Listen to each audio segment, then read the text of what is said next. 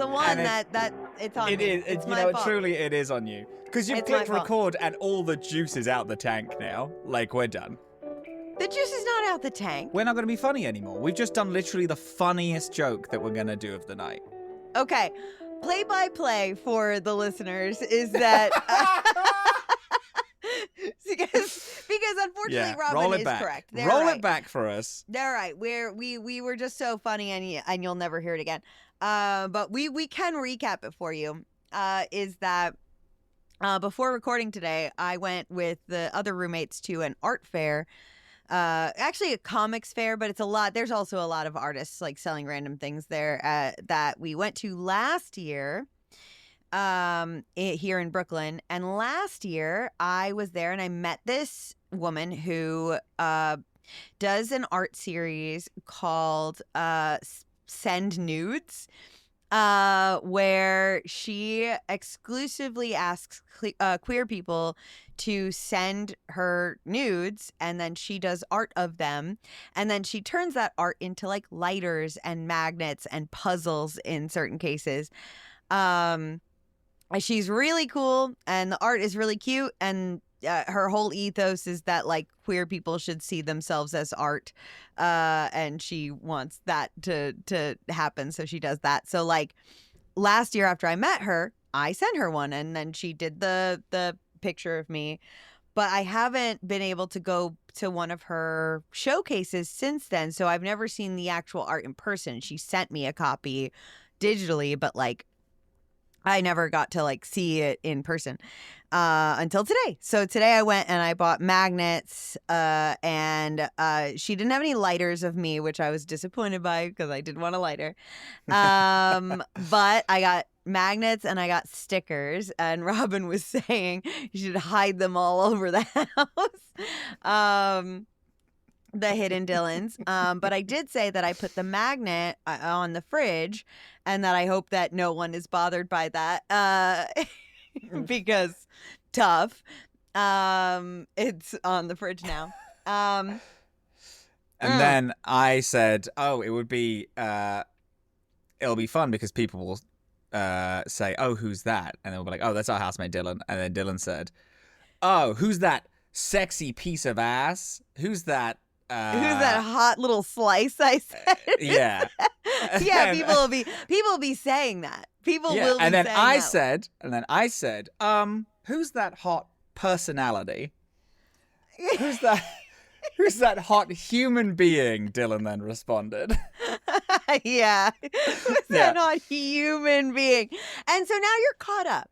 Now you're with us. You're caught up on the goofs. Really, genuinely big fan of the fact that the least funny kind of event is when you go to two people who know each other really well and then they tell you how much fun that they've just been having and they kind of recap it as you just kind of sit there like, that is funny. Oh, I wish I was there. And I like that we've just done that to everyone. That's the point of this podcast. No, because we do funny stuff. We do funny stuff in the room with people. So at least they're there to experience it, but they should be quiet and know their place. But this time they've just walked into our house. We said, hello, how are you doing? Would you like some water? Oh, I opened the fridge to get some water. Oh my God, we just said the funniest thing. We just said the funniest thing. Would you like to hear about how funny we are? We'll tell you all about it piece by piece. And now from here on out, no more jokes for you. None. Nope. No more. No, this is a serious podcast. Serious podcast. Serious podcast. Yeah. Speaking of serious, no, it's okay. Speaking of serious podcast, I was gonna be like, speaking of serious, the new Magic the Gathering set released yesterday, and it's the best. So I was gonna talk about it for a bit, but I was like, you don't want to hear about it. Yes, I do. Okay, crazy. I don't want to play Magic the Gathering, but I'll hear about your little cards and how expensive they are. Yeah. So cute and fun that you just said that. I know. Secrets of Strixhaven, the pre-release came out yesterday. 5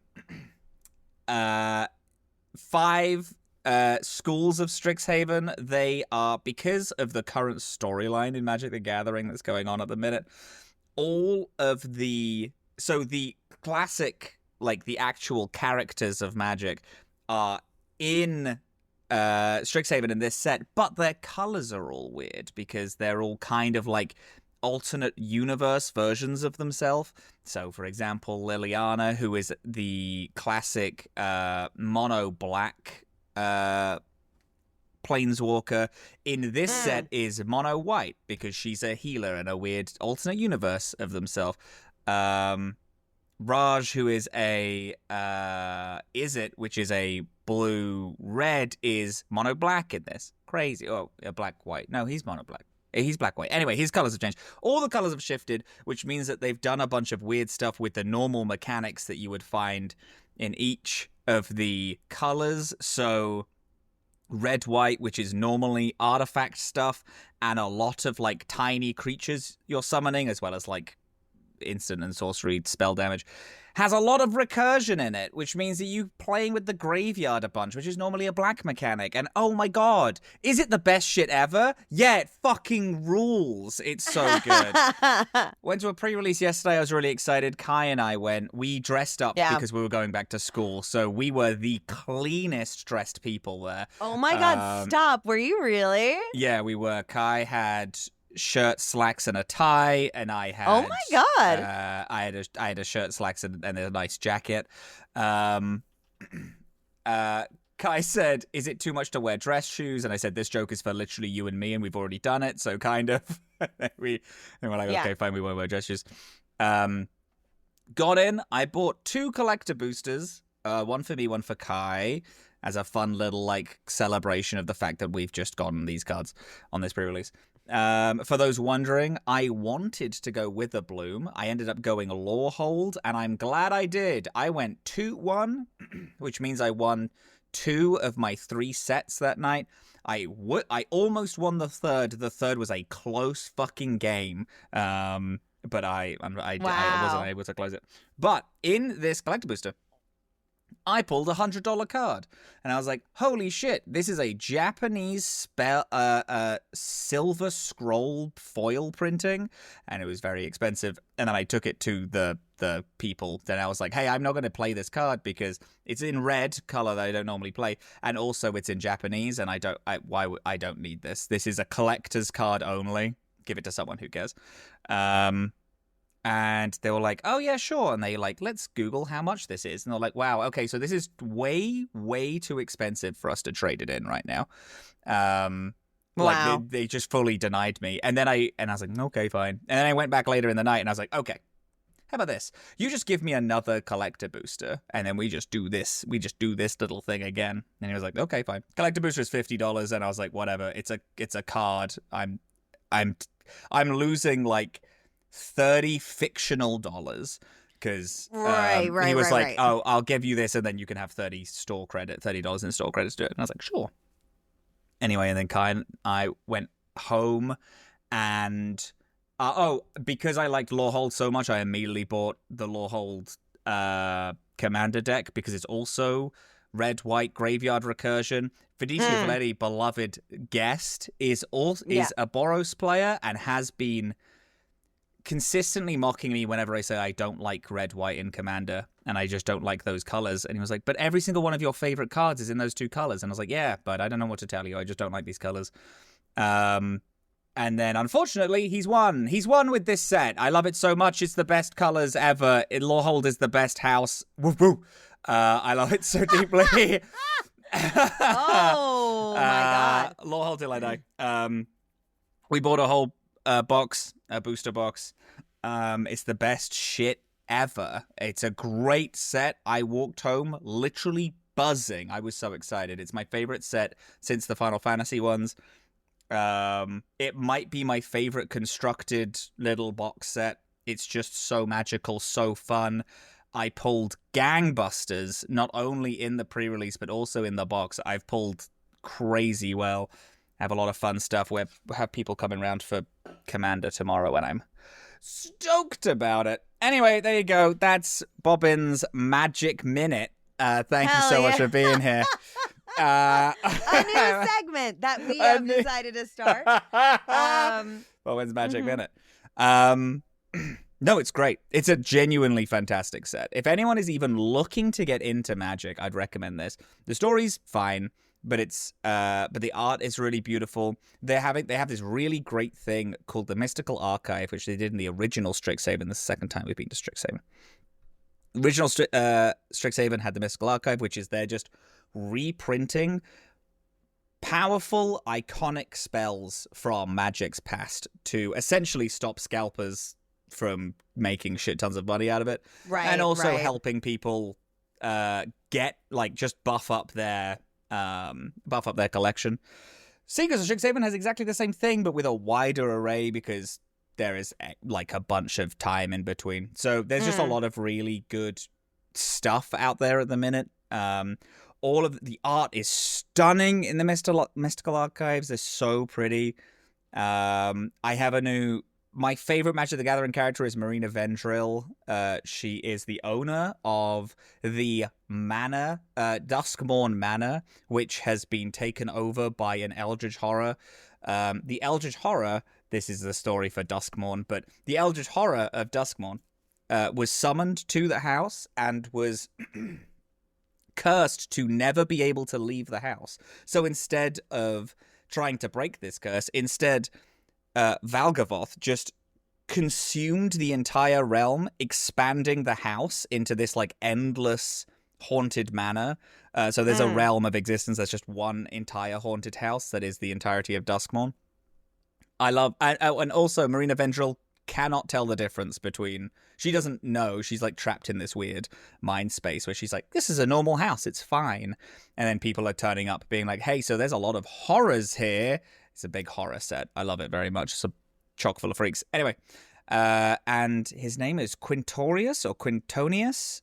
He's a big elephant guy, and he is the Boros professor. He's a history professor in Strixhaven, and he is my new favorite character. He, in the original Strixhaven, flunked out of school, I believe, was his storyline.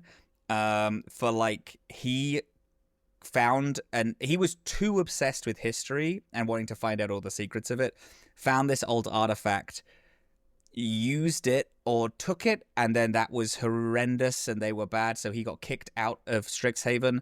However, over the years, his storyline has been that he is so good at history and knows so much about it that people all over the realm have relied on him so many times that now he is back as a professor at Strixhaven Academy, even though he flunked out. And I think that is cute. That's cute. It's cute, and I like him a lot as a character. I think that's such a cool... that's just such a cool character. I really love him. And he hasn't changed colors. He has always been red white. Anyway, he's a good lad. And what is like the him. color that you play? I primarily play black, but I like mix what my other colors are. So a lot of my main commanders are what we call Sultai, which are the dragon lords, dragon tribes. Sure, of course. Of the dragon tribes, Sultai are the colors that I do, which is black, green, and blue. Are my three. So you don't play red. Literally, the other red, white are the two colors that I play the least out of every color of Magic. And this set exclusively has made me not only build a commander deck of red, white, but also build a standard deck of red, white as well. So standard is the 60 card format, which you only play 1-on-1, which I've never had one of, and I should. And commander is a 100 card format where you play with 4 people, 4 or more. Yeah, so it's just it's the set has done red so good that I'm now like, yeah, it's just because also in standard red is really good because the whole thing is that red is really fast, but in commander red really sucks. It just doesn't have the backup or the huge cannon hits that a lot of other colors have, except for like a handful of classics. But in this set they've really, because the lore is that all of the colors are all fucked up and all the colors are doing stuff that they don't normally do. They have made red really good. Like they've put it so it can stand next to all these other colors, in my opinion anyway. Other people who actually know more about Magic might say otherwise, but I don't really care about them. But that is so cool. How fascinating. What a fascinating game design thing. That's cool. I went from yesterday knowing nothing about this world aside from, yeah, we're going back to Strixhaven, that's kind of cool. But I tend not to want to like get spoilers or like know what I'm going into with a pre-release. I just think it's more fun just to turn up and be like, oh, this is fun. To after the 4-hour event, walking away being like, this is actually so. I go to a lot of pre-releases, like pretty much every set except for like Avatar and Teenage Mutant Ninja Turtles, which I didn't care about. But I walked away from this being like, that is the best pre-release event I've done. Almost to like cleaning house with everyone was crazy. Like so of a set in a pre-release, you play 3 games, and it's best of those 3 games. I went 2-0, so I just cleaned house on like all of my other games, and then in my last one, I went 1-2, so I lost. But it was great. It's fucking the best. Great set, gang. Hey, for all those Magic fans out there, it's good. Anyway,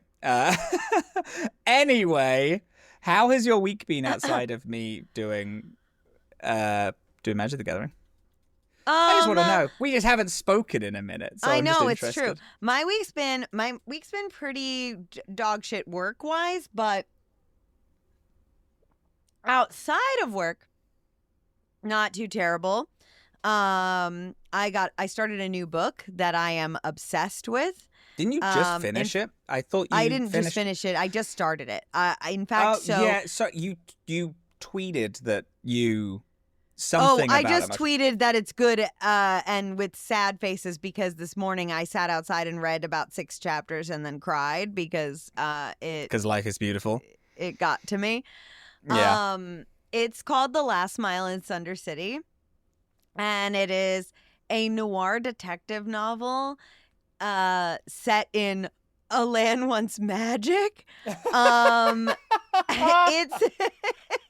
It's like a great world building where it's like this like if modern day Earth was populated by like tons of magical shit, dragons and vampires and werewolves and elves and fairies and witches and the whole all of it, everyone. And then 10 years ago, humans, jealous that they didn't have access to the same kind of power that all of these other people did, formulated an army and tried to raid and siphon the river of magic, which is like the source of all magic in the world, and tried to take it for themselves. And in the process of doing so, they froze the river over and ended magic for everyone there. Like in an instant, dragons fell out of the sky, elves aged hundreds of years in minutes. Like everyone lost access to everything. Werewolves, like their relationship to the transformation got mixed up, and so they like half transformed and froze that way. So werewolves are like these kind of grotesque, like hybrid, partially transformed werebeasts forever. And then also like technology. I could talk about it forever. I think it's great. But the protagonist is a human PI who is very Jessica Jones. He's like a guilt-racked alcoholic PI who only caters to non-humans. He will not do work for humans, even though he's human himself. And I don't know his backstory yet, but I have a sneaking suspicion that it is because maybe he was on the wrong side of the war or something like that. I think it's something to do with that. But he is like very, very much like has some sort of a guilty conscience and is trying to work it out by only serving that population. And it's very good. And then I read one chapter that really made me fucking cry. It was just beautifully described and heartbreaking and beautifully written. It's next on my list after. It's really good. My 1,000-page novel. Yeah. It's written by It's written by the guy who plays Long John Silver in Black Sails. Really, really fun. And that's kind of how I found it. But I'm like, holy shit, this book is actually like legit. It's legit. legit. It's good. Yeah. It's good. Yeah. So I'm enjoying the hell out of that. And this morning was lovely. Elliot beautiful. and I basically made coffees and then went out into the backyard and each brought a book and then just read for like 2.5 hours while sipping coffee outside in like perfect weather. It was my great. God. Yeah, it was a dream. Excellent. Crazy. Yeah, it was actually like one of those like life is worth it kind of moments. Yeah. Don't kill yourself. Don't kill yourself. You can read a book outside. You can read a book outside with a coffee that you made at home. Oh my God. Yeah, sometimes it is that simple. And this morning it felt that simple. Yeah. Which was nice because this week at work was yeah. And so so there's that. Also, fun. I am trying to make my very first cyber deck. And what is that? So a cyber deck is a like a kind of off-grid computer that can be contained in like one little vessel that you build from spare parts, essentially. Oh, cool. Cool.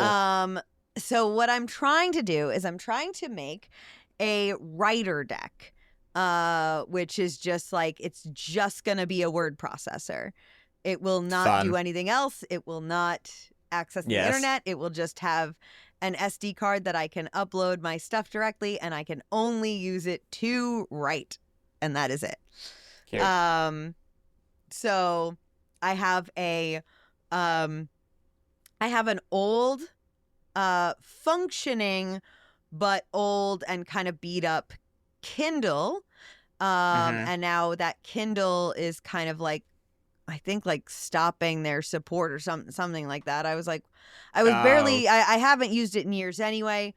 It's been sort of gathering dust. And now I think Kindle's doing some fuck shit that I maybe heard through the grapevine and probably don't know what the Amazon. specifics are. Yeah. Probably. So I have wiped it clean, like saved all of my data. Yeah. And wiped the device clean, and now I'm going to use that just as a screen. That's cool. I like that. Yeah. And I have a like some other like spare parts, like the cords and stuff are all like spare stuff that I've had around, like HDMI cords and stuff like that. Yeah. And now I am just trying to learn how to program a Raspberry Pi. And that is the first time I will be doing that. That's really sick. We're becoming quite the technological savants in the house. Oh, yeah. I fixed up the shell of my Steam Deck and replaced a bunch of parts in it. That's right. You did do that. Yeah. Which is fun. I think we had finished recording and then we were just shooting the shit. And I was like, oh, yeah, you could get the like. And then you bought it. The purple like Game Boy Color translucent shell for a Steam Deck. And I was like, oh, that would be so sick. And I Googled it and it does exist. And then I bought it. And then I spent like 6 hours one day after going to the gym just fixing up this the Steam Deck. And it works. It works and looks fucking awesome. I know, it looks so sick. It looks so sick. Yeah. Yeah. No, it's the coolest shit ever. I've bought 1 billion games so I could have more handheld game time because I have been playing so much Deadlock that I kind of built it and then I didn't see it because it was either plugged in upstairs, so I was using the main screen to play video games, or I would be here on my computer playing video games. And I was like, I need to buy more games that I can play on a handheld. That you can play on the handheld. Because Deadlock, you can't. No, Deadlock is it's mouse, really... keyboard. It's really, it's very intensive like that. But I was like, I just fixed up this whole thing and I I haven't seen anything with it. Which is actually, so if you're in the Discord, do you remember that we're recording? If you're in the Discord, we are. Oh yeah. I know. No, I know. It's just like, it's just crazy. I just remembered that we're recording and we're literally not streaming shit.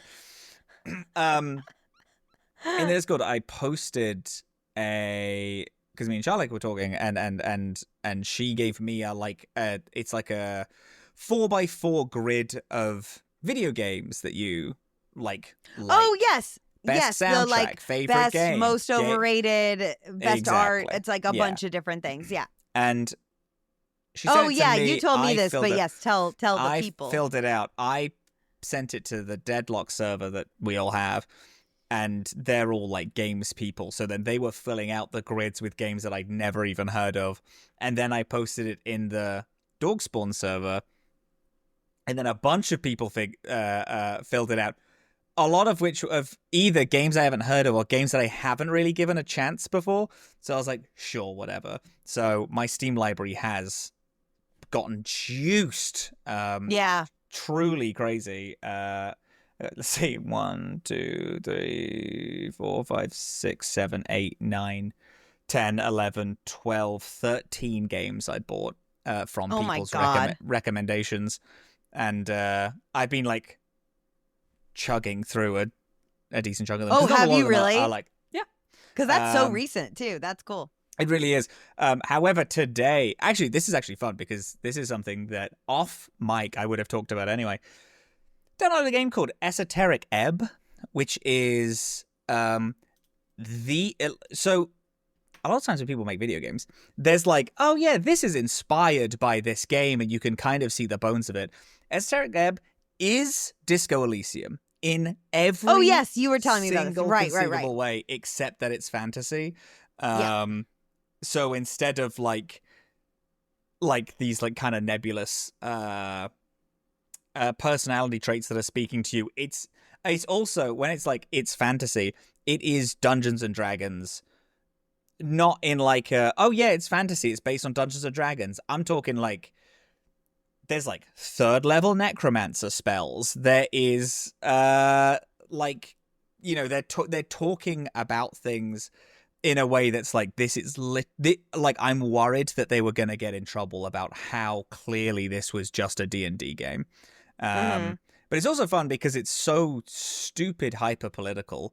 It takes play anyway. It's a really crazy choice game, and I was like, this will be we should play Disco Elysium, and then we should play Esoteric Ebb after, because they are the same in every way. Yeah. It's really it's great. They're like it's really fun. You quote unquote have to play a cleric, but you don't. You kind of solidify your class in talking to people, and I am a cleric anyway. I'm being a very so it is 5 days before the first ever election, and there's a lot of people vying for that seat. Wow. And you're kind of like figuring out what your alignment is. But they also talk about things interestingly. They talk about alignment as like a thing that's in the world. There's like, yes, people have like they're like, alignments don't work, but people's perception of how, you know, the like lawful chaotic alignment chart will like set you on you're this, even though it's like, well, that doesn't fit me because of all this, and it talks about it. It's interesting. It's a weird one, but it's fun to play a game that's like, this is directly Dungeons and Dragons, but then also, I'm not sure, I've only played like an hour and a half of it, I think.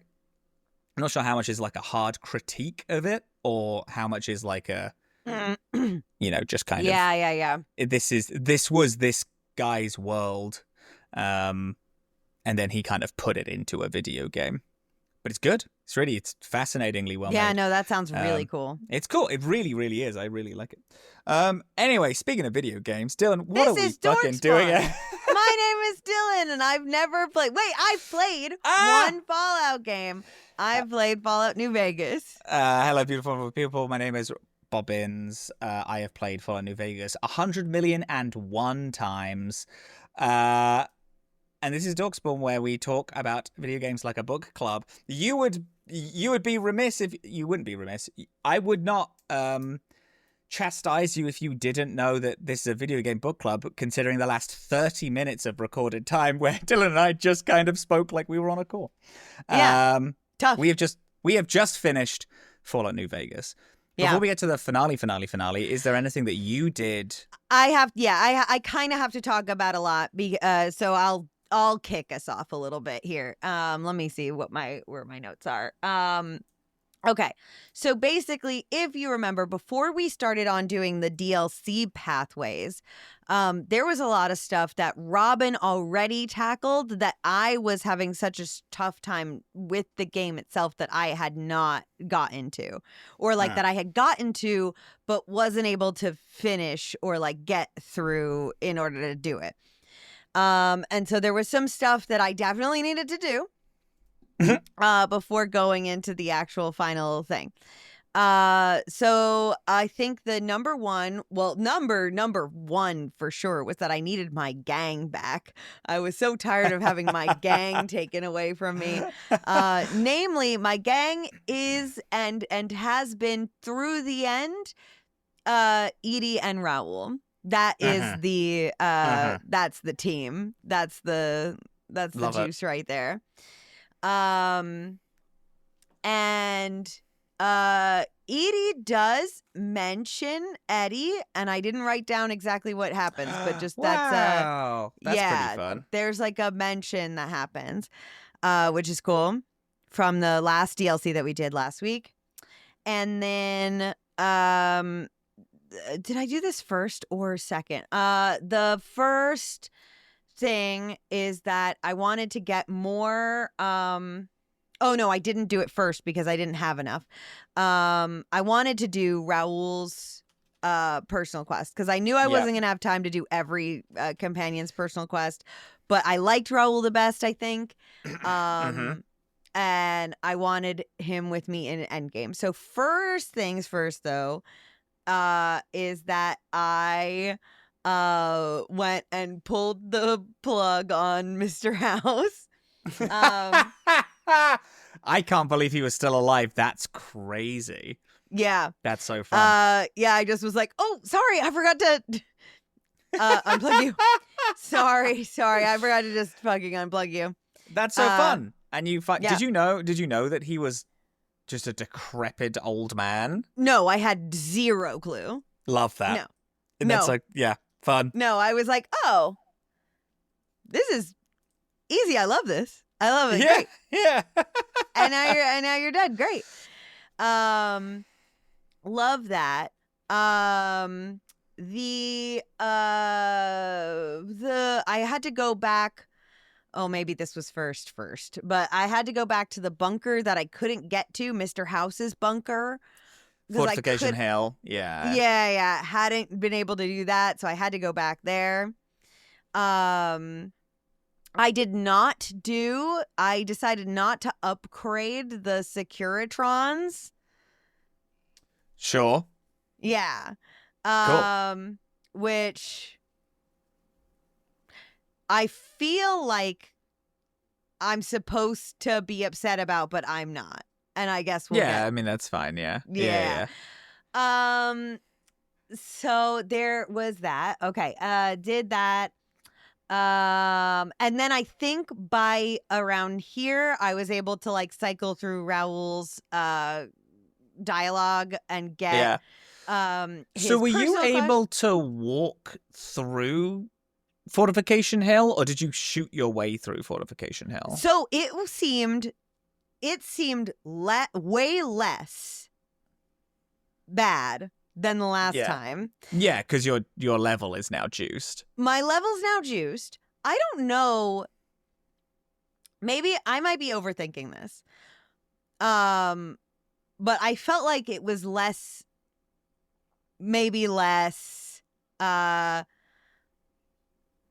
Oh my God, what Legion, sorry. A little bit less Legion than I thought the last time I was there, or that might be because last time I was there, I was apparently playing on hard difficulty. Yeah, I Uh, mean that's what it is. and that's what it is. It's like it's the same amount of Legion like every time. There's It no is the same they're amount. like set NPCs. You're just better now. You're better I'm at just the better game, now. so you just kind of crushed them. Yeah. So yeah, the short answer is I did have to shoot my way through. I did not. I did not try to sneak past. There was no way. Okay. So then Raul basically like brings you on like a little like Tristown memory lane for him, where he makes you go and visit like people from his past as an old gunslinger. And in the end you kind of influence him whether or not to like go back to gunslinging or to like go like take a new path and go on a new path in life. And so I convinced him to take a new path. I was like, let's try something else maybe. Yeah. And then he gets a brand new outfit. Cute. Which is fun. So then I had that. I had already done Edie's all of her personal quests and stuff. So that was good.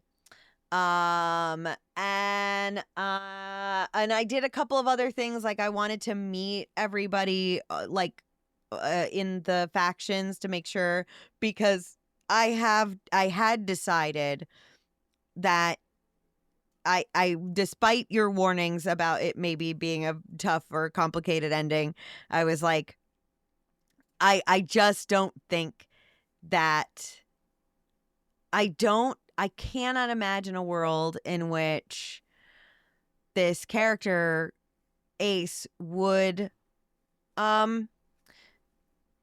side with either the NCR. Or the obviously Legion. would never side with the Legion, but the NCR, like I just can't imagine it. So the independent route was in my mind the only way that we could go. Yeah, good. So yeah, I think that's the broad strokes of it. That's like kind of where I caught up to and then I moved into the second battle of Hoover Dam. Yeah. What about you? Did you have anything else you had to do? I had a minor thing. I have continuously talked about going to Jacobstown, thing which I had not done this game for some reason, and then was like, fuck it, I'm gonna go to Jacobstown. So I made the long trek over. It is in the middle of the mountains. It is a ski resort that has been taken over entirely by super mutants, run by Marcus. Yay! I know Marcus because he is a companion in Fallout 2. Yeah, okay. And I like him a lot.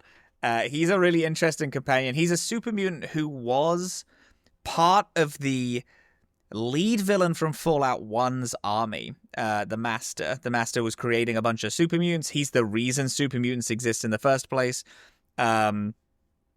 And it pretty much every super mutant, if they were alive at that time, were on the Master's side, being the villains. And then post Fallout 1, whether you either kill him or convince him that his plan is ridiculous and he kills himself. In Fallout 2, Marcus then is like, oh shit, I've done so much bad, goes to just a small town and then becomes the mayor of this small town.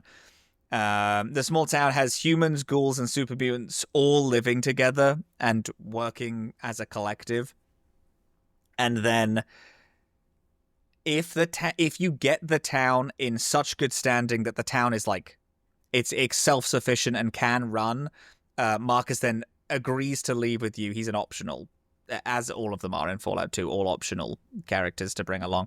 But in this universe, he leaves, he goes with the guy who is the Fallout 2 companion, destroys the Enclave's oil rig, and then he parts ways with the lead character from Fallout 2, walks all the way to the Mojave, and then sets up the resort, which is the which is Jacobstown, which he names after an old friend who died, who I also believe is in Fallout 2, is Jacob. The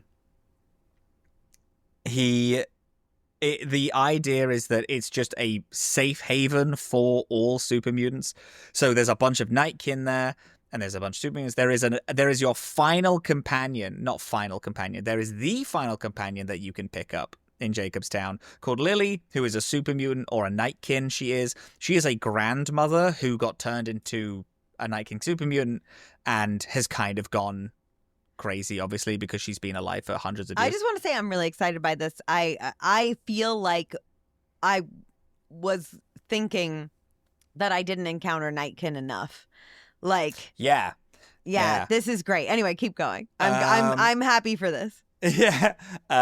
And there's a quest line that you do there, which is you're finding out what Night Stalkers are. Night Stalkers we encountered a lot in the Old World Blues DLC, but they are also in this section of Jacobstown. They are these like rattlesnake coyote hybrids that can turn invisible, and you find out why they can turn invisible, and it's because they keep eating Nightkin's stealth boys.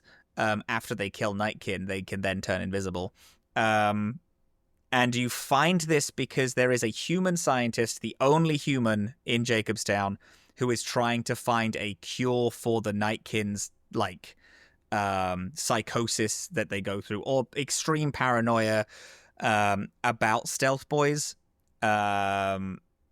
because Nightkin hate being looked at, because they get really paranoid because they're normally invisible and they feel like people are watching them all the time. So then they keep using stealth boys, but stealth boys have a very, very negative effect on Nightkin, but not so much on humans. Yeah. So then this scientist creates a second stealth boy, a second type of stealth boy that doesn't make the Nightkins, have worse mental side effects, but then also has a cure for those problems that they have if you do all these things. And then Lily can go with you. Lily has a very sweet story. She, I believe, I didn't do it this time, but I believe it's because she can't remember her grandkids, or like starts thinking that everyone is her grandkids.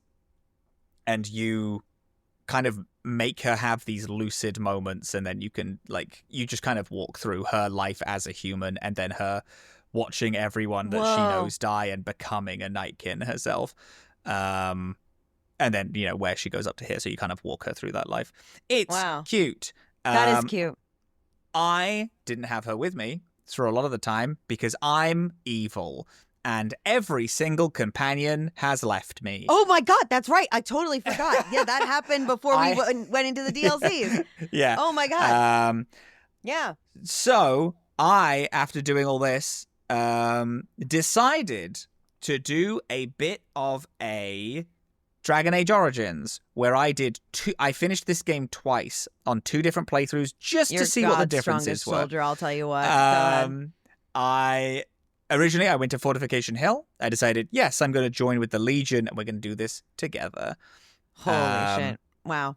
Wow. So you go to the Battle of the Hoover Dam as the Legion. I then went to Yes Man, and I decided I'm going to fight this as an independent, but an independent in a way that's like, I am evil, and I'm doing this for power game. Oh, wait, sorry. Clear this up for me. Okay. These are the 2 different options. You cannot declare an independent and fight at the battle with Legion. You can't do that in the same playthrough. No. These are your 2 separate. These are 2 different playthroughs. So I did one as Legion and one where you fought as an independent. Yeah. Okay. Yes. But with the fact I went as an independent, the Yes Man has way more stuff that he wants you to do than the Legion does. Because Yes Man has 2 more factions who are both aligned with the Legion that he's like, hey, we should swing them to us. That the Legion obviously is like, we don't care about them. They're gonna fight for us. They're on our side. One, which is the Great Khans, which is in Red Rock Canyon, where I went there. I essentially executed most of the town, and then I went back and I was like, yeah, it's all done. It's fine. We've sorted all that out. Because my stealth being 100 and all of the things that we've gotten from all the DLCs makes me a fucking ghost. I'm crouching in front of people. I shoot them in the head. If they don't die instantly, they're like, what was that? And then I do it again. It's crazy. It's very classic Bethesda, like, what was that noise? As I put up bombs and I strap it to their chest, and they're like, Oh my God. something strange is going on here. And then they'd walk away and blow up. Which is how, spoiler alert, how I did both of the damn fights. I didn't shoot a single shot in either of the Battle of the Hoover Dams. I crouched and I snuck my way to the end. If I did shoot, which in the Legion playthrough I decided I wanted to shoot a lot, I was one shot, one killing every single thing I came across. However, the final boss of both playthroughs, I didn't do at all, which was fun. I talked my way out of both of them. Nice. I'm the fucking best tongue the West has ever seen. So I did with the Great Khans, I did convince them to not join break Legion. alliance with the Legion, which they were only in alliance with the Legion because of Papa Khan. Papa Khan. Is his real name. Yeah. So I don't think, and I had gotten the impression that nobody else agreed with that anyway. So it seemed like a no-brainer to kind of convince them out of it. There's a couple of people who they have been sold all of the lies of the Legion. So there's one woman who's like, yeah, I want to do it because, like, I want to join the Legion because they told me that I was going to be like a general and all this stuff. And you could just say, nope, that's a lie. They're going to sell you into slavery because you're a woman. And then she's like, oh, shit. Yeah, I don't want to do this. One of them, you can find a journal entry or like a book, like the journal of the guy who's like, yeah, we're just going to execute all these people as soon as we're done with the Battle of Hoover Dam. And then the two drug makers, both of them listen to each other. You have to just speak to the brother and be like, yeah, they're going to sell your sister into slavery unless you banish them from here. It's a fun little storyline. It's interesting. It's cool because the Legion have this very anti-drug stance, and the Great Khans just make drugs. So it's a fun thing of like, they're like, going to join them. As soon as you meet them, you're like, they're not gonna let you stay here. Yeah. They're fucking with you. Yeah. Like right off the bat. They are literally using you for bodies in a war, and then the second it's done, they're going to come in and execute all of you. And that's it. Yep. But I joined as the Legion. The first thing you do in the Battle of Hoover Dam. Okay. Wait. What are you deciding is canon? I think it's probably the Legion one. Okay, so then tell me that one first, and then I might want to hear your thoughts also on the other one. So you start. How do you pronounce his name? It's Legate. Is what I think it is. Legate Lenos. Yeah. Or something. I think it's Legate. Yeah. You meet him, and then. He has now. This is why I did a separate run, because he is now the leader of the Legion. Right. Because Caesar is dead, so he now becomes the de facto leader of the Legion. Right. Because he's the second in command. I was like, well, Jake wants to be the leader of the Legion because through all of the DLCs, and also speaking to Ulysses is like, yeah, the Legion aren't going to work anymore because Caesar's dead. Because he died, it will fall apart. The other guy is way too violent, has none of the understanding of holding areas or charisma to bring new people along. It just won't work. Which is a sentiment that is shared by a lot of people in the real world who, not in the real world, sorry, in the overworld of Vegas, who when you're talking to them, they're like, now that Caesar's dead, the Legion is going to fall soon. Right. There's really no two ways about it. And because I was like, well, my canon run is that, because in the Fallout Season 2 TV show, we see that there are now 2 Caesars, because when a Caesar dies, someone else rises up to take his place. Right. And I was like, Jake is one of those people that rises up and takes the place of Caesar, because he's insanely charismatic. It's kind of his whole thing. He talks his way through any situation. The first stat to be 10 was speech and barter. Right. But with the canon of the game being like, no, this guy's in charge, I'm like, oh, okay, well, I want to see how it would work if I was an independent. But I'm going as an independent to join the Legion. Like, I'm going to win the Hoover Dam and then be like, Legion, I control you now. Which is a whole, like, self-canonization. Yeah. Like, that's how it kind of works in my head. That's how you're playing. Yeah. But yeah, you do this. Your goal is to break into the Hoover Dam power plant. Mm-hmm. And then fight all the way through to the final room, and then find the Captain Oliver, I believe his name is, who is the captain of the NCR, of this sect of the NCR, and then kill him. Or a thing which I think is interesting is the legate, or the legat, whatever how you pronounce it, is like, yeah, you can just talk him out of it. That's also fine. Like, just convince him to leave.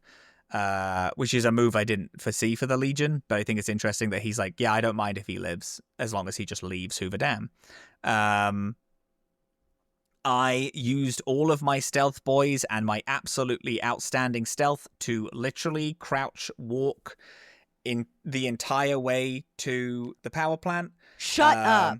Not a single person saw me. Up. If at any point people... Like, if any point I would pass through people, I would just VATS headshot them in one and then keep crouching. Not a single shot was fired at me in my direction. You're fucking joking. Because I was the best, the highest stealth that you could be in this game.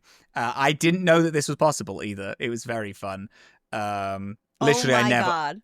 My little tag of hidden up top never left the hidden section. It may have gone to caution once because I was in the middle of a firefight, but that's all it went to. It was never the danger you're getting shot at. It was always hidden caution. I snuck all the way in. I just want to say, bullets, flamethrowers. Bullets, flamethrowers, dynamite. I went back home and stocked up on dynamite first.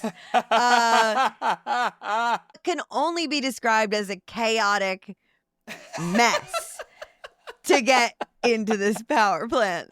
What you're saying to me right now is insane. Yeah, I fully snuck in. I just snuck my entire way in. Hey dorks, our friends over at Soul Muppet Publishing are launching a very special event that you should definitely check out. Orbital Blues Month starts April 1st and features 6 different creators crowdfunding their supplemental content for the sad space cowboy game Orbital Blues. I've played Orbital Blues a couple of times now, and this game really lives up to its hype. So more NPCs, more adventures, and more settings in which to traumatize your space cowboys with is always going to be good.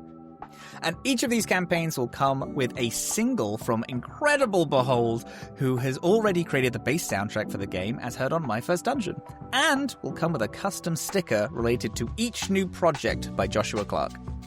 Please go check out the full event and campaigns on BackerKit starting April 1st at 11 a.m. Eastern Time.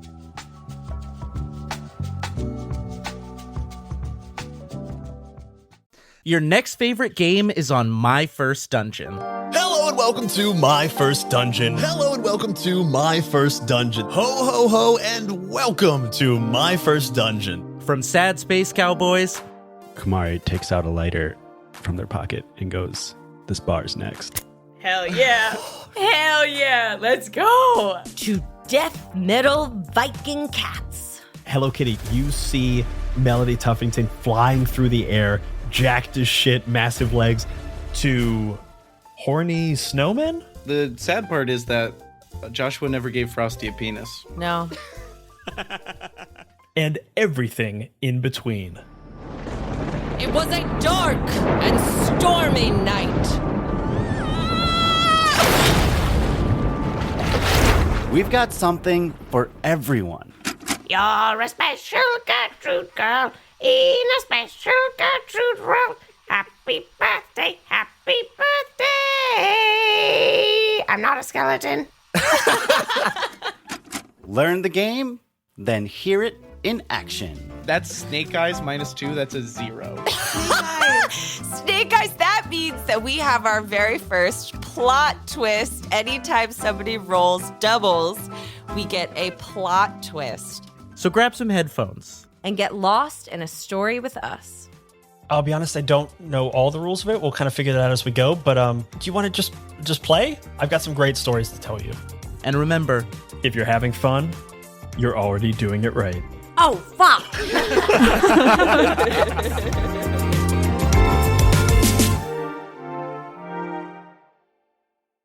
There Okay, are continue, two. my God. There are. You fight through 3 different stages of the power plant, and that's fine. It didn't matter to me. I was sneaking all around. I got in, and then Captain Oliver right at the end. Very fun in a cutscene that I just couldn't remember happening because I just don't remember this side of this fight. Because it's you either are trying to get to the Legion camp or you're going the other way and trying to get into the power plant. Or if you're doing independent, you do a bit of both. You do both. You go into the power plant and then you go to the Legion camp. But yeah, going into the power plant is great. I snuck all the way in. I saw him and I appealed to his sense of duty to his men. I said, why are we fighting? You've already lost. And he said, fine, I'll die here. And I said, yeah, you'll die here. What about your men? What about the families they have? The women and children that belong to them? Like that, they'd all die. You'd kill all your men and then we'd go and we'd take everyone else. That just feels cruel. Are you a cruel man, Oliver? And he says, no, I guess not. I just, like, this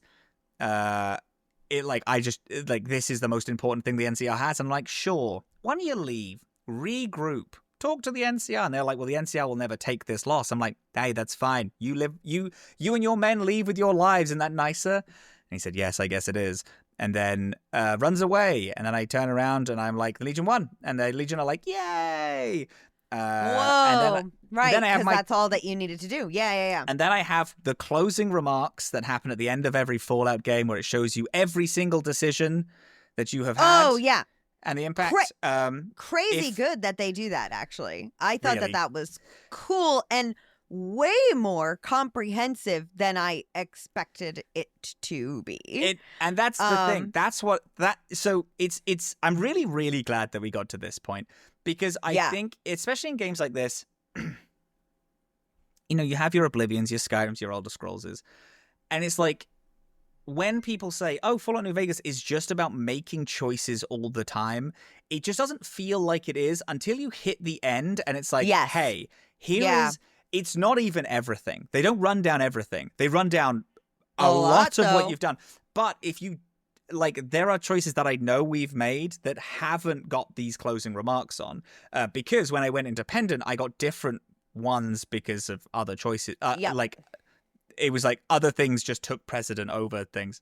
Anyway, it's just a really cool rundown. And if you do the Legion playthrough, where you've made every wrong choice and every single companion has left the saddest that they can be, you just have truly the most horrific ending. Oh, God, I have been waiting for this. Raoul is said to never be at peace with himself ever. No. The boomers went back into isolation because they had already conquered the skies. Brotherhood of Steel, the entire sector die. Veronica says that her soul is dead because of all the horrific shit that you've done. All of the fiends were killed. The followers of the apocalypse were found and slaughtered in New Vegas. Good Springs decayed into nothing. The Khans were entirely destroyed. Jacobstown was a haven. That's nice. Lily had lived a completely unsatisfying life until she ended up taking her own life. Freeside was destroyed beyond comprehension. Novak became completely abandoned. The NCR was also completely abandoned in this section of the Mojave. The Sheriff of Prim was executed after he forced every single member of Prim to do a standoff against the Legion, and then the Legion decided to kill every single one of them. It was truly just like a... Oh, and then also it was like the Legion had an iron fist over all of Vegas. They went in and they slaughtered everyone.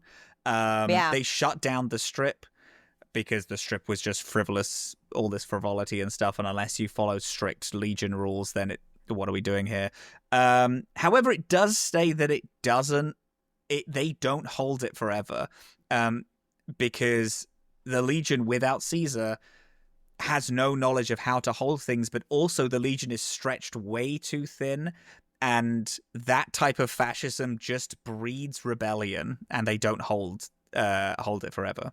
It's a fascinating ending, and it's truly it's saying like the Courier did all this stuff, and even his legacy just died pretty much immediately. Is trash nothing. forever. It's great. It's good. It's a fun ending, and I liked it a lot. I really love the fact that you can just avoid a final boss. I love that. Just by talking your way out of it. Yeah. I will say I was able to do the same convincing with the NCR. I obviously but the did Legion not guided. feel inclined to speak to the Legion.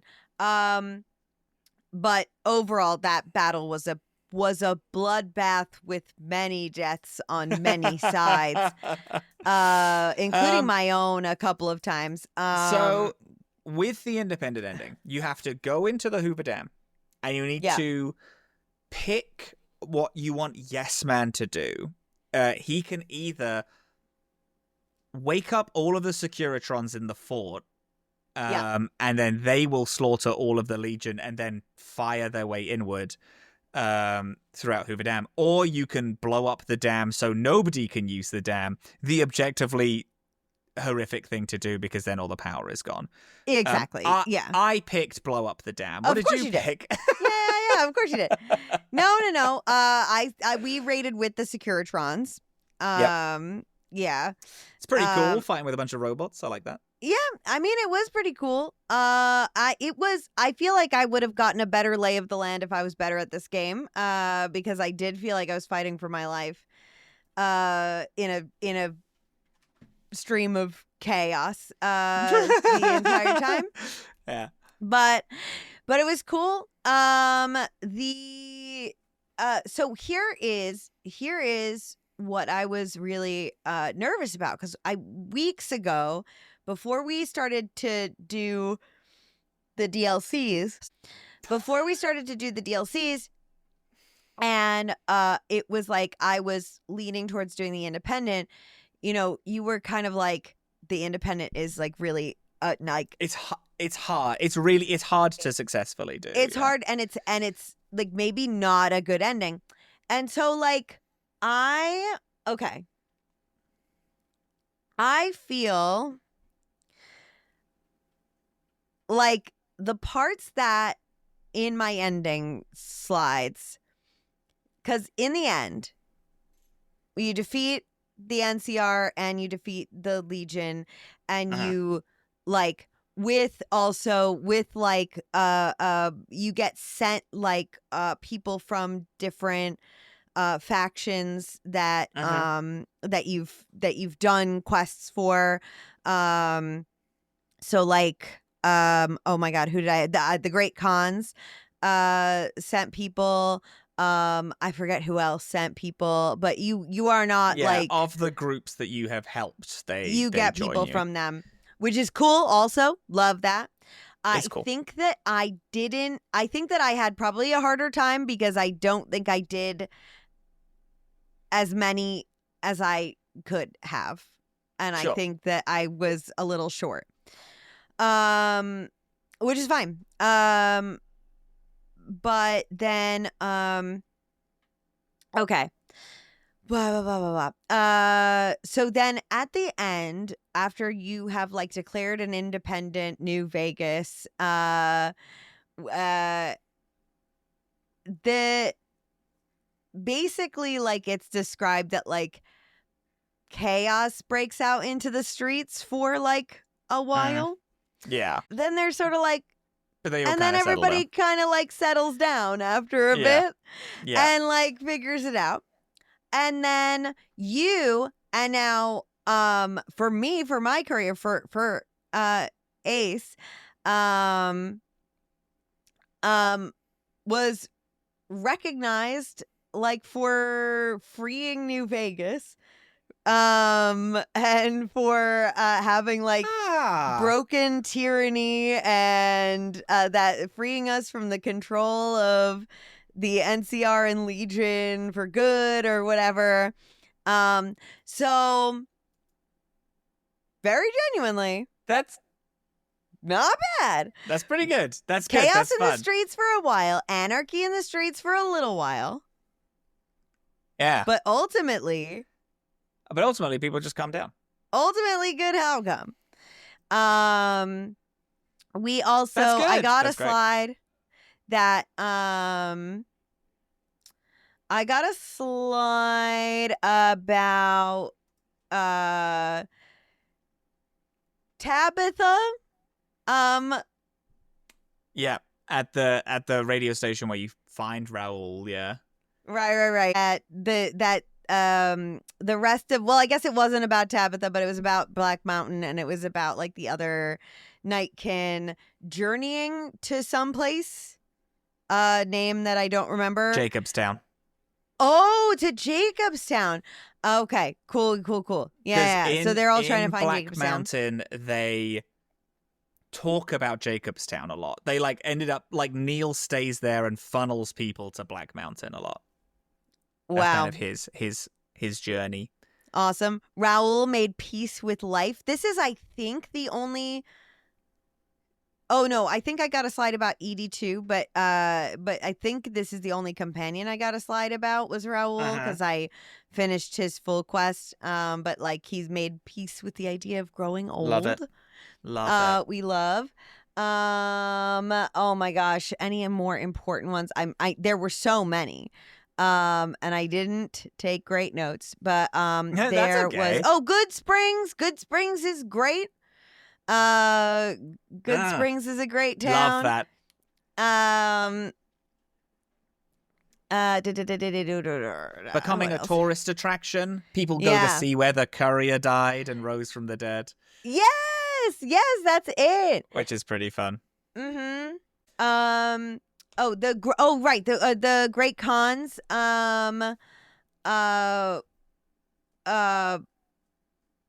I got a slide about them with They move up to Wyoming, right? They make a great right. They go to Wyoming. a really powerful, right. good They empire. go to rest somewhere. Yeah. Which I thought was fun. Yeah. And they join up with the followers of the apocalypse.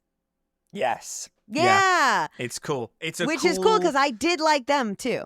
Yeah, no, that's also a very cool thing because the followers of Apocalypse are kind of like just the good guys of the Fallout world. They're like just all doctors and are actually trying to do good things, and the Great Khans are notoriously kind of the villains, or they're not necessarily the villains. They're just like they are the drug mules and makers, so they're not necessarily loved upon. But it's pretty cool that they ended up joining together and then doing something good with all of that power that they have. I like it. I think it's sweet if you like help them. Yeah. Prim another- is independent, which is fun. Yeah. Because Prim, way back, I like had convinced the NCR to look after Prim, and they don't do a good job Oh. at all at anything. But yeah, so now Prim is. Didn't you convince the Independent. robot? I thought you convinced the robot. Oh, to right. look I after Prim. convinced the robot. Sorry. I did convince the robot. I was like, somebody was taking care of Prim. You're right. It was not. It was Prim Slim who was taking care of Prim. Yep. Yep. And Prim is an independent town now and doing well, and it's good. That's really fun. That's really fun. Yeah, because I convinced the sheriff to be part of Prim, and in the independent ending, he is a very classic, like, cowboy kind of sheriff character, where he has a very specific set of rules that people follow, and it's kind of fine. It's like people enjoy it, and it is a generally very safe place because he takes care of all the problems. But then in the Legion ending, he just has a showdown with all the Legion and forces everyone else to join because it's like do or die, and then they all die. Nice. Yeah, it's an interesting weird one. Edie. Okay, Edie has an interesting one. Because Edie's is like specifically mentions that she was with the courier the whole time, which is true. Basically, she's the first companion I pick up, and I kept her almost exclusively with me, except for the DLCs. It says that, but then it also says that the followers of the apocalypse got information from Edie. Oh, fun. Yeah, on the courier, I think, and also maybe like harnessing energy. Because I had the followers of the apocalypse upgrade her, so they have access to her data files now. That's fun. And stuff like that. And I think that's all the ones that I remember that stuck out to me as pretty important. Love. Yeah. But honestly, Love. I think I got like a pretty decent ending. Yeah, that sounds really good. That's like that feels like one of the best ones. The reason why I say it's really tough is because said it was really tough. And I was a little like, I think I kind of forgot a lot of how all of my like background knowledge of it got mixed together, where I was like, isn't it that it just kind of sucks it going independent? And it's not that it sucks going independent, it's just a lot of the like negative stuff that can happen is fixed by like the NCR. They go and they fix it, and it's like it's slow and sucks, but it's like, you know, there's a quote unquote society that is built there. But then in Independence, it's like you have to go do that yourself, and you can get better endings. You can get like it. You can make it good, but it's like you have to play more of the game to do so, and convince the people. It's like, okay, so if we're going to be independent, you have to actually be kind of chill and good and normal. I think the thing that I was like sensing was maybe not good, or like maybe could have been not good, is the like years of anarchy seemed like it was kind of like this is the payoff to doing this yourself. So I went and looked that up because I was curious if that was like, if that part was just like default what happens when you go independent. But that part is apparently from me not upgrading the Securitrons. So like if you upgrade all the Securitrons before the battle, the Securitrons restore order right away for you. And there's no years of anarchy.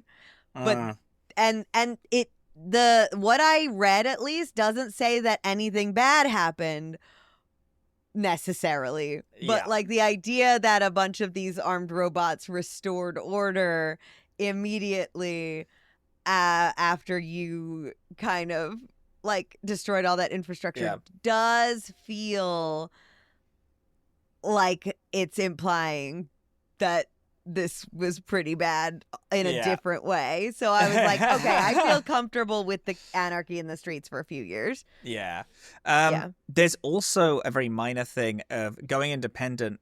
If you do this, Yes Man, who is your kind of robot companion this whole time, who's helping you do all this, in one of the last cutscenes of the game, he tells you that he switches off all of his... He upgrades himself to be more assertive and less of a yes man, which is also kind of implying that he will become a villain in the future. Absolutely. Because the way that he talks about stuff is like, he's agreeing with everything you say, but his language in agreeing with the things that you're doing is like, ooh, this is you're speaking in a way that I hope you don't become sentient. And then, like, one of the last scenes, he's like, so I forced myself to become sentient and I can do all this. And it's like, okay. That's going to be so I'll deal with that later. That's really bad. Yeah. Big thing. Huge thing that I forgot to bring up. I assassinated the president of the NCR. And I forgot to bring it up. Wait, is this prior to doing the playthrough split? Like, is this like canon in both? Okay. Yeah. All right. The Legion asks you to go and assassinate the president of the NCR. If you're joining the Legion, they ask you to go assassinate Caesar. Whoa. You go to the president of the NCR doing this big talk on Hoover Dam to a bunch of soldiers. You need to sneak in, and you can kill him in any like amount of ways. It's like, it's truly huge. You can kill him in silent. You like sneak into his room and all this stuff. What I decided to do is, because I rerouted the power to the Helios 1 to arm Archimedes, which is the orbital laser cannon that I now control, I waited for him to do his little speech. I continuously forget that you have control of the Archimedes cannon. Okay. I waited for him to land, do his fun little speech, and then halfway through, I was sat on a tower like 100 meters away, and then I ordered the orbital laser cannon to fire directly on his position, and I just kind of not nuked is the wrong word, but I definitely sent an orbital laser directly in his way. And of course. I did assassinate the president of the NCR, which I did bring up to Oliver later. That the reason why this is going to be hard to hold is because the president of the NCR is dead, and he should probably bounce. And he's like, yeah, you're probably right. Oh, actually. that's actually a very important detail. Yeah. My question for you is why would Jake? What's Jake's motivation for sparing the head of the NCR and the head of the Legion general? As well? He did both. And head of the Legion. Head of the Legion kind of makes sense to me. Yeah. At the very least, Oh my God, I'm so sorry.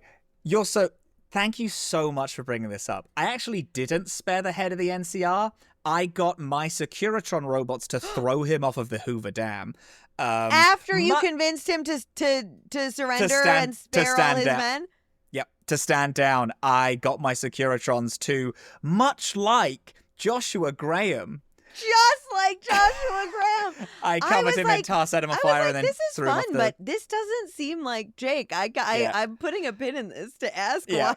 No, I threw him off. I threw him off Hoover Dam. So you can talk him out of it. Interestingly, you can talk the legate into standing down by convincing him that he will never be able to hold this territory.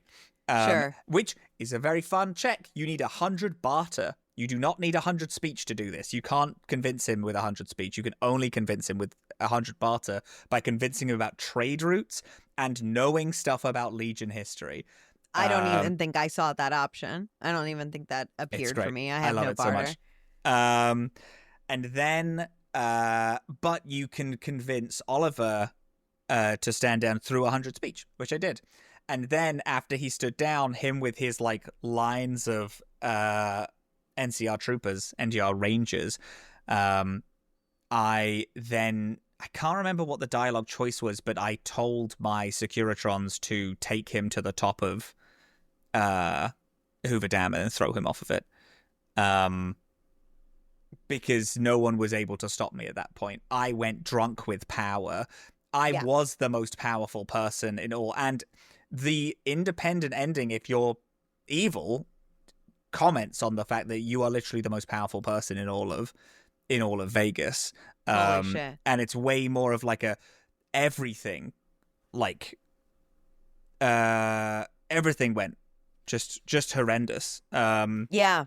No, you're the worst guy. I literally they are all independent, but that chaos in the streets, like, it petered out kind of, but it was a very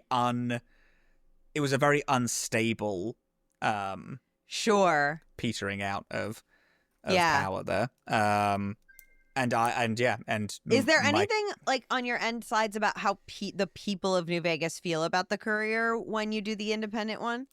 Or like even for either of yours? I think it's the Legion one is I'm a horror story. Yeah. Like, okay, that makes the sense. reason why everything is hell. The independent one, I'm not sure, but I'm pretty sure that there might have been one that is like, it is, the opinion of me is overwhelmingly negative. Like because your karma, I imagine, cannot be very good. devil. Like, my karma is the lowest it can be in the game, and I think it's, oh my god, I can't remember exactly what my what my thing is called, but it's called something. It's something like the literal devil or something like that, where I'm viewed as like a horrific figure. Which is fun. But yeah, that's Vegas. And it's fun Vegas, because baby. a big part of why I wanted to do independent also is because I wanted to put them side by side with yours to see kind of how different each of them were. Yeah, because I mean, I ended that game with my karma never dipped, pretty much ever. Yeah, being kind. Yeah, like, I mean, just so few instances where anything like that dipped. And yeah, it was like, I was afraid of that ending, and I was afraid of what it would be, but I'm actually like pleasantly surprised by how good a good independent ending actually reads from the game. Like, I guess like what I mean by that was I was scared that the game was going to scold me for not siding with the NCR, because I feel like a lot of games would do that. They would would, because it's a thing which I really like, and I think this is something that a lot of people also really like about this game, is that the NCR in every other game are the villains. The heroes are the heroes. Right. In every other game are the heroes. But in this game, they're like, the incompetence of that level of control is consistently stated to the point where it's like, oh yeah, they want to make things go back to old America. America did not work and will never work. And it's kind of like, you know, they're talking about literally how the politics of the US and most of the Western world are now, and how it's like, yeah, they, you know, I mean, it's stated a bunch of like, they never commit any crimes because they make it law and then they do it anyway. They're like constantly doing it asks you to question. It's like, yeah, they're never breaking the law, but the law doesn't mean morality. They just make the horrendously immoral things they do legal. Oh, this is fine. Yeah. It's not legal. It's fine because we did it, essentially. Yeah, exactly. Which I'm Yeah. very glad about. I'm glad that the independent ending has the potential to be a good ending. And that was something that I was like, I feel like that's going to piss me off. It's going to irritate me if like I'm penalized for not siding with the NCR. And I happily surprised that was not how this went at all. And that like there is a good ending, like, essentially. Like it's arguably the only good ending is like putting in the work and being independent is the only good ending. Yeah. And having fun. having spent the whole game trying to make the best choices you can, like, which I know is like, maybe not the most interesting character development wise, like for making like an RPG character, but if you're going to be the leader of an independent region, you should be a guy who tries his best. Tries really hard. Sometimes. Yeah, exactly. So I thought that was a really good. I thought that was actually a very good ending. I am curious if you felt like the end of the game, because for me it was a fight and a shit show. Yeah. Do you feel like sneaking past it felt anticlimactic at all, or like I love this stuff.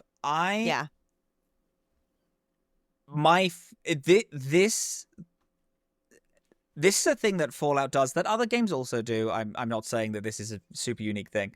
Yeah. But it is truly a thing that I think is so outstanding, which is you can talk you can talk your way out of you can make the final fights not happen. In Fallout 1, I mentioned it briefly earlier. You can convince the master with like the max science that you can possibly get, and also getting evidence in the world that his plan just won't ever work. Yeah. And you don't do the final fight. You don't do most of the fight going to that point. It's the same in it's not the same in Fallout 2, to be fair, but you can skip a whole bunch of content in Fallout 2 by convincing people, things. But also in this, being able to essentially skip it is great. It means that all of the things that I've done in my character, like, I don't want to do a whole war. That's not what my character would do. He would sneak if he could. Right, he's a coward. Right. No, it makes so much sense. That is cool. Yeah, because that is really cool. Yeah, which is so fun, by the way, to pick a character that always chooses like talking over shooting, but in an evil way, because I do feel like that usually means, oh, you're playing a diplomatic character that's going to try to resolve things but peacefully. I'm not trying to manipulate everyone. You're trying to manipulate everyone. That's a fun twist on a guy, on an RPG guy.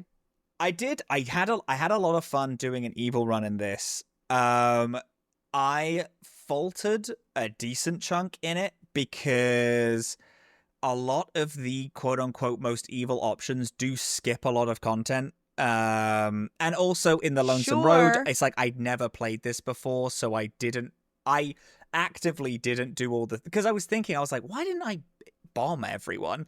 I'm an evil guy. Like, it makes sense for me to... Like, I talked Ulysses out of the fight, which I was really happy with, because that is what I wanted to do. Because again, whoa, please don't shoot me. And exactly the same in Old World Blues. Whoa, please don't shoot me. I also did the exact same in Honest Hearts, actually. Like, in every chance I could, I talked my way out of the fight.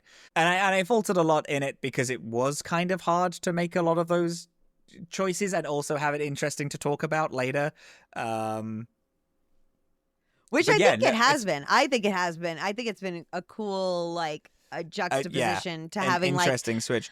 Right. Like, I feel like I have played, maybe not, like, the default character, but, like, at least in terms of, like, the good versus evil side of things, I played, like, the kind of good character that most people will probably play on their first playthrough. Like, doing the good guy stuff. Or at least trying to, and then you got to be like the kind of like, hey, here's how that could go if you try to play a character a different way, which I think is really fun. I also love the fact that, again, I had a whole series of missions about assassinating the president of the NCR, and like the ending fight is significantly different. You're fighting in a completely different zone. Like, you're going through the Hoover Dam, but you're going the opposite direction. So instead of coming from, like, the right-hand side, as you do in the Independent and in the NCR route, you're going from the left-hand side going in. You're, like, fighting your way down into the power plant rather than fighting across into the Legion camp. And it's like, I had a bunch of separate weird missions. They put so much thought into, like, instead of being like, here's the same mission. Do you pick the evil option or the good option? They're Yeah. like, here's a completely separate series of events that are taking place because of what you've already decided done. to do all this stuff. Yeah. I just think that's so fucking cool. No, I really like, the thing is, I want to talk about, because like this game, and I think it's like, it's been pretty obvious that like in an overall sense, this game was a little tougher for me. One, I think mostly because I think that the open world format of this game would have made it more fun for me to play if I had more time to meander around and just play this game like an open world game. Like, I was thinking about it earlier, and I was thinking about the difference between this and like Dragon Age Inquisition, which is like also has that open world aspect. But the open world aspect of Dragon Age Inquisition is not its strong suit. It is that game actually becomes better when you do what we did and put us on a schedule of like stuff to get done. Because the open world part of Dragon Age Inquisition is sort of its weakest point. It can be fun. It has some fun stuff in it, but it's like the story and the meat and the character, like that's where it's thriving. This game, I feel, and I can feel in playing it, that like if I had the hours and the time to just kind of meander through and like go hunt for every little side quest and like kind of take my time like just exploring the Mojave and then like stumbling upon things and letting that happen more, like I feel like that is where this game shines. And so I think that like for trying to do a game that really shines in being an open world exploration game, to try to put it on a like schedule takes some of its like what it's doing best a little bit away from it. But all of that to say is that I really like found some things about this that I really appreciated. One, I think the endings are cool and unexpectedly dense, like interestingly like varied. Two, Old World Blues is the best mission in any game maybe ever. It's the best. It's not just the best DLC. It's the best quest that I've done in New Vegas. So I think it's straight up the best. And the companions I would love more of them, like in general, but they do have more than I expected out of a game like this. Like they do have like more interesting stories and like personal quests that are more interesting than games that I kind of like put on a equivalent, like, you know, like they definitely have more depth than what I expected them to have. And so there were like, in an overall sense, like I'm kind of just really impressed with this game. And it's another Dragon Age 2 where they made it in a year and a half, which I think is fucking insane. Actually. Yeah, they had they only had all of Fallout 3's resources, and they were like, make a whole game. And then they did what Dragon Age 2 did. They're like, let's just put it all in writing. Fuck it. And let's just make 3 major factions. Let's have them all have different dynamics, and this builds the whole world of the Mojave out with these billion different endings. And the mechanics is you point and shoot. Fuck it. Yeah. Really cool. Really cool. No, I love it. Yeah. Yeah. Fun. Puppets. Good. We did it. We did it. We played all of Fallout. I also do appreciate the open world thing. And the thing is about this game, this is weirdly, and it's kind of sacrilege, this is more replayable than like a Mass Effect for me, because the endings are so incredibly vast, so varied. Looking up like what the Securitron thing, I was like, how are you how are all these possible? Now Is it a different scale? Unquestionably. Mass Effect is 3 games into one. You can't have that level of like consistently branching that you can in Fallout New Vegas. But I do think in general it is. But yeah, I know it. But the I will admit to our audience, the open world aspect makes this is really like a chapter by chapter on a game like this is almost an impossibility. Yeah. You know, it's why like most of our episodes have been late with this, because it's like there's just so much shit we want to do. There's so much stuff we're continuously doing. It's like I don't think I've had my fill this week. Like I need a little more time with it, and stuff like that has consistently been happening. But yeah, no, it's cool. One of my faves ever. Yeah, no, and I really can actually see why. I can honestly see why. Yeah. Now that your sexless chancellor has forced you to play this game. Now that my sexless chancellor has won and I have played a Fallout game. And speaking of Mass Effect, what are we doing next week, Robin? Next week, we are going to be playing the prologue to Mass Effect Andromeda. We're going back into the Mass Effect universe. The prologue, weirdly, I did just Google it, I believe is up until now. I'm going to state this. I have not played Mass Effect Andromeda. No, this is one just like the Veilguard. Neither of us have played this. We are going in completely We're kind of going, yeah. So, this is, I think, so at the minute, the prologue is up until you go to, Habitat 7, or planet side to Habitat 7, which is the first planet that you go to, because apparently there's a whole thing in a space station. Okay. However, if we do this and we're like, that was literally like an hour of gameplay, we will also be doing that. We'll be doing the prologue all the way through the like planet side Habitat 7 mission. Sure. Okay. The and mission then we'll on be the like, planet.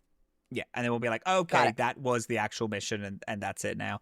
I have genuinely, no joke, zero idea what this game is about. I have no context or it takes understanding place or anything. In spoilers, Andromeda, which is like a different galaxy to all of the things that happened in Mass Effect. Different galaxy? It's in a different galaxy. Oh, we're gonna yell a lot, aren't we? We're gonna yell it. We're gonna yell a lot during this run, aren't we? I think we are. You think so? This is, much like the Veilguard, a hyper controversial game. Yeah. People hated it a lot. But unlike the Veilguard, a lot of people hated it when it came out, and now they're like, to be fair, it's pretty good. Yes, I have. Unlike the Veilguard, where things came out, when the Veilguard came out, there was a lot of people like, oh, this sucks for Nazi reasons. The first voices were like, this sucks because of woke, and then a year later, people are like, this sucks because it was written bad. Yeah. Sorry, you cut out for fully like 45 seconds for me there. And it was very funny because from my perspective, you said, yeah, because the Veilguard, a lot of people said the Veilguard sucked because of woke, and then you immediately cut out like the woke had come for you to stop you speaking. to stop me from speaking this into truth. No, in case it did get cut out, with the Veilguard, initially all the voices saying it sucked were saying it sucked because of woke, and now a year later, a bunch of people were like, it sucks because it was written bad. It sucks because it's really bad. It sucks because it was written bad, not because it was woke. I will never forgive that game for the time that it's wasted with me. I know. Will love that game for what it has given me, which is several hours of me and my best friend talking about it, and the most angry I've ever seen Dillin. Yeah. And I'm really excited because I have been, you know what I'm so excited to get into Andromeda about is because I have actually like in such a fun turnaround and such a fun insight into the ethos of this show that we are currently making. Is that like, I can't believe it. Like Mass Effect, this game that I that was so adjacent to my favorite thing for so long, but that I just never touched, is now such a big part of my like life and identity that like I have been missing that game and like thinking about it a lot. When last time I was in Brooklyn, Dylan and I were hungover on the sofa, Oh and my we God. watched Hours. Mass Effect edits for hours, just Hours. like Joker Edie edits and like Oh my and, God, like, it was the big best. Take Us Back edits and all this stuff. Oh, Yeah. it ruled. I haven't sent you the Garrus song yet. I can't believe it. Send me the Garrus song. But because of that, I'm just sort of like, this is prime for me to play this. And if this game is not fucking awesome, it's gonna lead to some controversial opinions on my part. I'll tell you what, because I miss my crew. If you like, I miss the crew. if you like Dylan yelling, I'm excited for you because it might happen again. It might happen again. We might be there. I want my gang. Anyway, for Okay. last time, Gang. I am Bad sorry news. though. Unfortunately, Tough news. because the game was the game rigged was from the rigged from the start. There we go. Good. Pointing at me. Is this a song of the summer? That